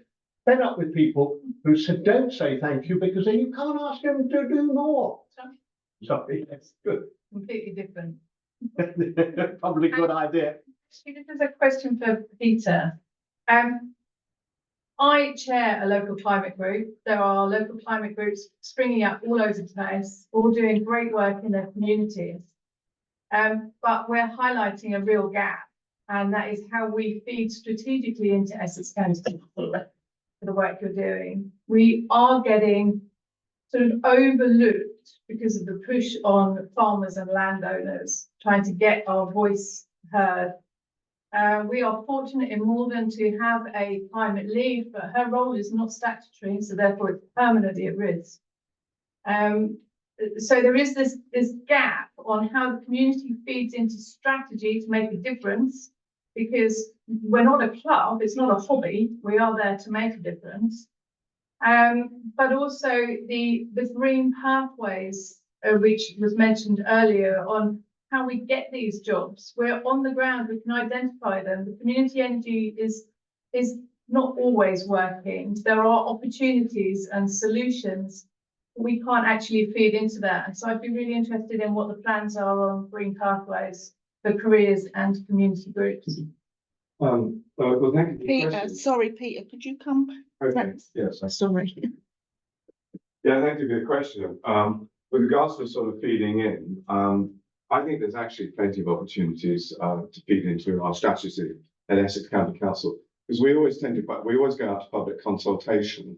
For instance, we've just done the water strategy, we do the tree strategy, we're going to have an air strategy, which is hopefully going to be existence by the end of this year. So I think actually Essex County Council, their communications are really good. We do go out an awful lot. Our comms section are very good. And I think we have to be. I think we need to cover and let everybody know. So that all of those strategies, and I think there's plenty of opportunity for people to feed into strategies. With regards to your green, sorry, what was your question on the green pathways? Yeah, so we know we need the retrofitting. We know there are lots of opportunities, but there is a real failure on how people are in jobs. Those jobs are not paying well, they're not good jobs. So how do they move with a mortgage, with a family, to a new job? Going part-time to be a climate energy advisor on £15 an hour, I know it's above minimum wage, but that is not a transition into a long-term successful job. And that is the only offer at the moment.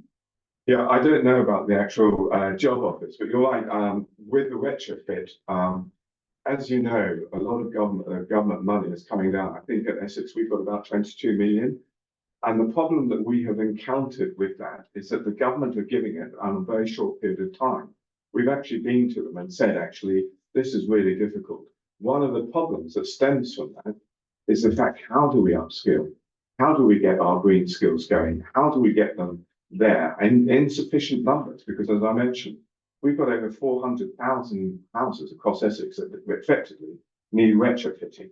So that money needs to be spent over a very long period of time, because that will enable us, in order to go back to get the green skills, so to speak, and the green jobs as well, and get people interested and converted over.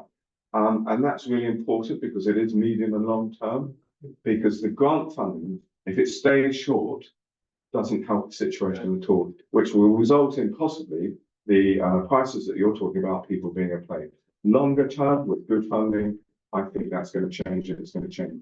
We've actually looking at this now, and we're, I think a college in Harlow is going to come forward, is one of these with green skills for qualifying for retrofitting, because it takes months to get people converted across the green skills. So we need that kind of certainty, obviously, and that's really important. But you raise a good point. Skills are one of the reasons why some people have said you can't do this change quicker, because we really are very short of the very skills that we need.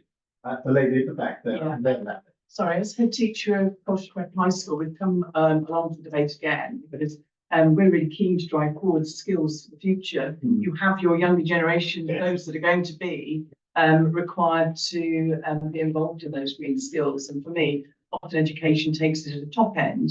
I've taken some younger pupils here today. They're not yet going to be eligible to vote, but they are learning the skills of debate and understanding what their green skills might be required for the future. So I'd be really interested to hear, particularly in liaison with Essex County Council, what support is education going to get, and many of the local MPs in terms of skilling up our generations for the future. Nothing like easy questions. No. Well, actually, it's really important to us. I mean, again, Essex County Council, I think we communicate this well. Through education, we are very aware and we're very conscious, and we actually go out and visit schools about green skills going forward and the opportunities that may come along. We also support that, obviously, to Essex businesses as well. But we do that. But also, what we also do is Essex Advice Pack. We've got advice packs that we have for residents. We have one specifically for schools and businesses and early years. And the one that's in schools, actually, they've been out for about 2 years, and we've just refreshed them this year, so that all the information is current. And in there is an awful lot of data, and I don't know if you've had the opportunity. Yeah, I'm a culture ambassador, and I sit on the ambassador group with industries and businesses for Essex County Council. So I've had some of those, but I'm looking forward to more visits and partnerships with industries. And we actually supported this year, Business Year of the Ward Green, recognition. So we're out there, and I'm saying as an educationist, industries, use your schools, use your education more visibly, and connect better with us to help us skill up the children, really. Yeah, I think you shouldn't be answering the question. Saying I do know, but I'm waiting for that. No, and I think, we are doing that, and that is part of that. That is also kind of fits into the previous question there about retrofit and green skills. Yeah. If we know that there's that government money there for that long period of time, we can actually start allocating a lot more of our time and skills to it. It's there anyway, but when we know that that is going to be effective for a long period of time, you're quite right, we need to do more to encourage that way forward. And I'm quite sure that the fact that the present grant system is really seriously bad. Yeah. Trying to give people money and telling them they've got to spend it immediately when they need to prepare it and the rest of it. This is a real fault of the present government, and we really do have to change that. Now, there was a lady there, and then I'm going to come to the end of this line. Maybe. I was really doing something that James said. James is here, yes. How difficult it is as a local planning authority to require developers to put in good insulation, solar panels, heat pumps. I was lucky enough to be able to self-build a house 2 years ago. And I looked, what we did, obviously what you would do, good, for our own comfort, good insulation, heat pump and so on, and looked at the development down the road. And none of that is required of the developers. And I'm just interested to know, perhaps from Lord Deben or the others who've got a national perspective as well, what do we need done nationally to ensure that local planning authorities can require developers to build houses that are fit for the future? Well, one of the great failings of this government is that it has not produced updated building regulations. Climate Change Committee has been demanding, local authorities have demanded. They've got a thing called the Future Homes Programme, but it is still not implemented. When the government actually resiled on its promise for net zero homes in 2017, it really went back on everything that we should have done. We've built 1.5 million homes since then, which have to be retrofitted. So my radical view, which no party has taken up yet, including the Greens, but I wish somebody to take it up, is I would have a levy on every house builder who built more than 100 houses last year. They would have a levy every year for 5 years, and that would be available for the people they've sold their houses to take that money to retrofit, because they should never have built crap houses and sold them. They've made their profits and they've left the cost to the people. Now, you may say, well, that will put up the price of new houses. It won't. What it does is to lower the price that they will pay for the land. Because the price of a house they fix at one end, they know how much they can sell the house, and then they work out how it will cost to build and how much it costs to profit and how much they've got to pay to the local authority and all that. And then that works out how much you pay for the land. So if in fact you put a levy on the top of that, you are actually putting a levy on the land, but you do it in a very smart and simple way. And that will mean that there will be opportunities for those 1.5 million homeowners who I think have been treated badly both by government and by the house building industry. Persimmon has a lot to answer for, and I think they answer for it with their money. May I just come in there as well? Not you. Would you, Jess, yeah, on the future home standard, which is meant to be coming in from next year. There's actually just been a government consultation, I think it's just recently shut, where they were consulting on whether to make them put new solar panels on new houses. So the specifics of this policy aren't even done yet, and it's meant to be happening from 2025.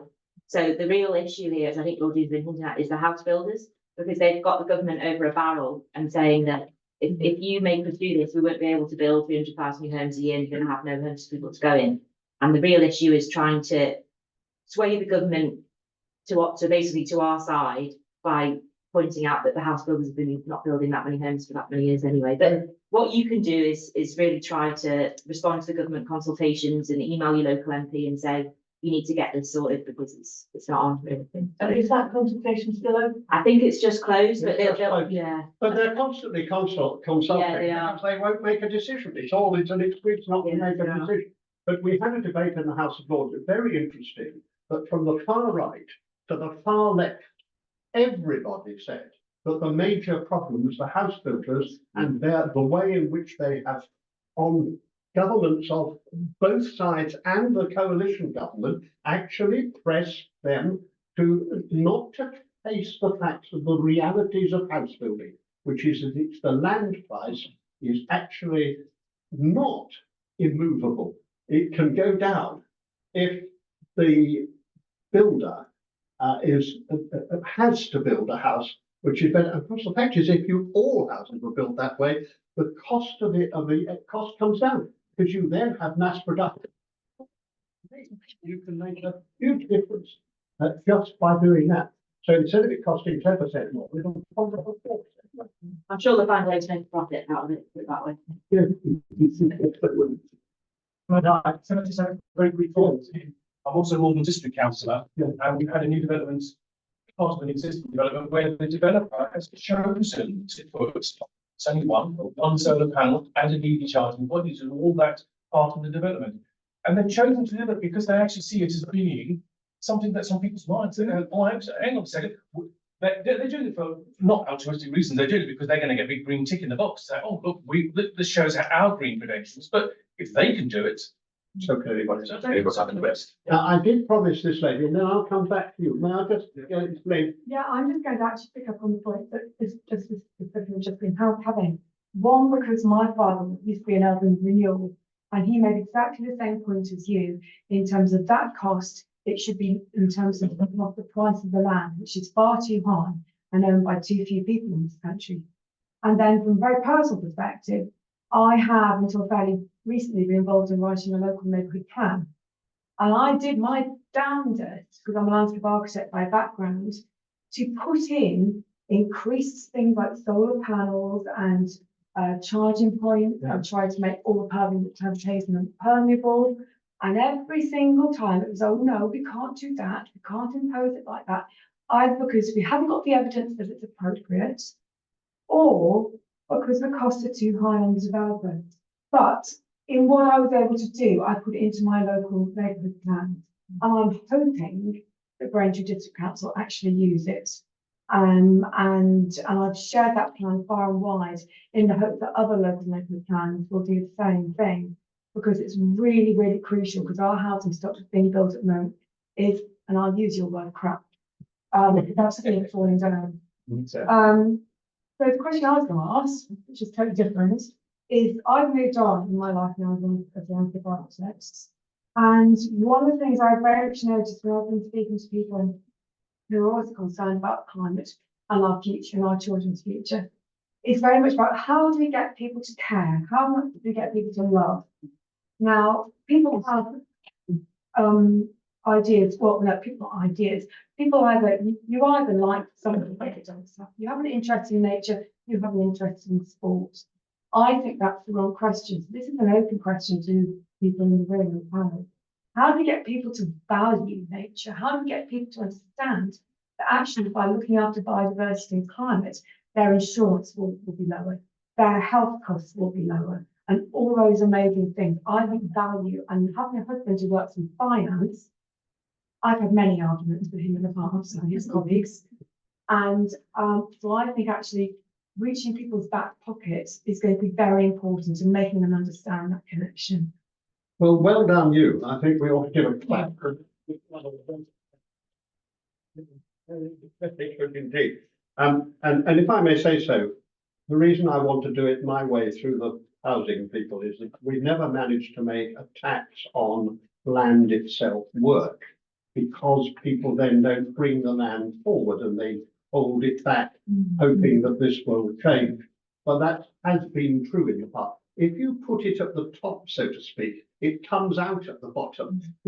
And you do actually lower the price of land, and you do it much more quickly. I just want to get an end. I want it to work. So that's the reason for that. Now, I promised you should do it, but I want the two young people to have their go. Can I just ask them after you've had a word? So I promised he should have a word after that.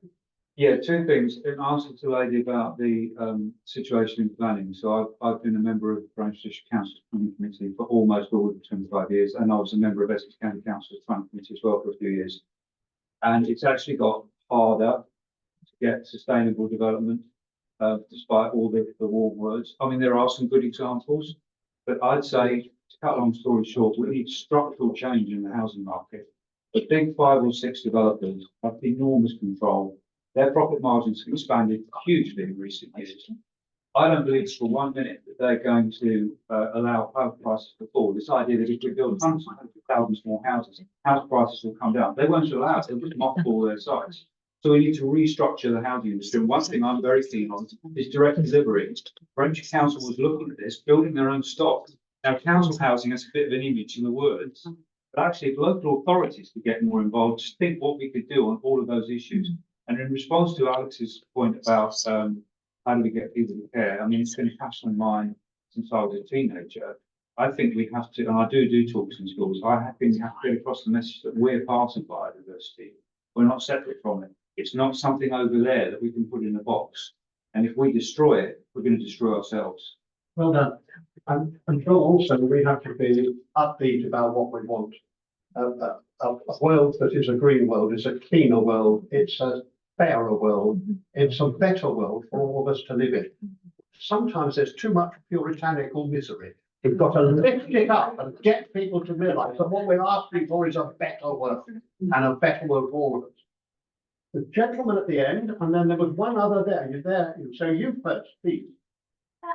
You said before that to do like the equivalent of pylons to go underground is around 5 or 10 times more expensive. How come? It's basically because, well, it's a very good question to start with because I don't actually know for sure. I think it's basically because we have these pre-erected pylon structures, the ones that go over the ground, and they're already made and we know how to do that and it's been done for decades. But what we're seeing now is more of these newer underground cables, which are very different in the way that they're built as well. So when you have underground cables, you have to dig up the land, obviously. And that has a cost associated with it that's not there when you have an overground pylon. I think it's largely to do with the fact that they're a bit newer and that they take more work to dig up and put in, and they're just different designs really. But I mean, the hope, of course, is that the more of these that go in, the cheaper they'll get. Don't know if it'll happen that way, but could do. The other difficulty is there's a world shortage of these cables. Yeah. Because everybody's trying to do it all over the world. And therefore the price isn't falling actually as you might expect it to be. So the one thing that is that there are arguments that the authorities overprice the undersea cables. We think that you could do that really just as cheaply. And that's the thing we are trying to get in East Anglia, because that would make a huge difference. Because the East Anglia one is coming down from Norwich all the way to London. I know. It's not for us in this area. So to put it down the North Sea, it's coming from the North Sea. If they stop it going from land to Norwich, they could bring the cable all the way down to London. Yeah, that's what I'm fighting for. Yeah. No, bring it in at Bradwell where you've already got the overhead. Yeah. Now, there's a gentleman there. Yes. Will you ever come to Colchester High School as we have pursued and took actions to make a goal to save electricity? And in the last year, we have we have stopped, say, like keeping monitors and lights on, and we can see the decline of it being kept on, and we've bought an electric minibus. Well, I have promised to come to Progree. Yes, your teacher has been pressing me one way or another, and I've decided that she is in the same category as Jill. It is better to say yes. Jill, I can only assume that's a compliment. It is an entire compliment. Now, I'm afraid we do have to bring this to an end. We have overrun. We've got trains to catch. I just want to say thank you all very much for coming.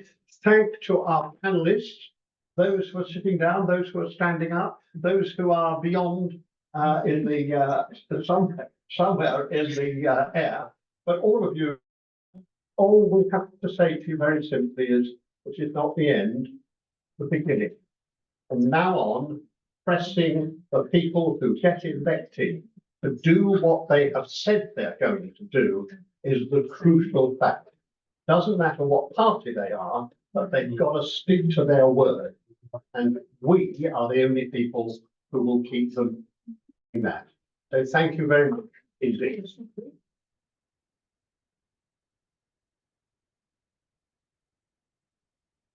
And I'd also like to thank the WI and all those who worked so hard to make this work. And I have to say, the Women's Institute have done almost the most in the country as a whole on this issue, all around the country. Best are the churches, competition between the Church of England and the Catholic Church, both of them doing a huge amount compared with other organisations. I think very close behind comes the Women's Institute. So if you're in either of the churches and the Women's Institute, you're doing very well indeed.